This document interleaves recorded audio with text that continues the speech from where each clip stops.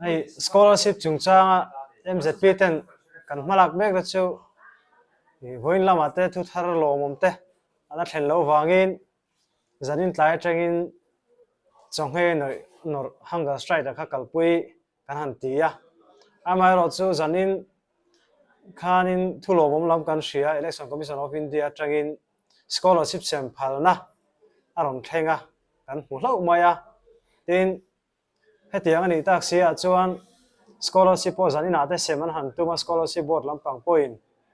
chung tiang kanin bo sai mek lai chuan PMS lama tlem problem o wangin naktuk lama zir lai te account scholarship hi thun thei dona tin Mizoram sarkar po instead matching share po kha ape chok ngala heng wang hian lomom kan ti hle a tin scholarship chung changa thunei tu sang te kan malak na sang te po lomom kan ti a tin CM Mizoram thanga ma min lak puina te law minister puti je lan tuang ma min lak puina te po lomom kan ti hle a scholarship hetia zir lai te nena sem thei tura ma wang hian MZP chon hunger strike kan nei mek hi tun din huna chuan thulo mom kan hriat ta ka wangin le scholarship sem thei tura ma wangin kan ti top ta ani scholarship hi zir lai te account na alu vek ma chuan MZP chuan kan en zui zel dona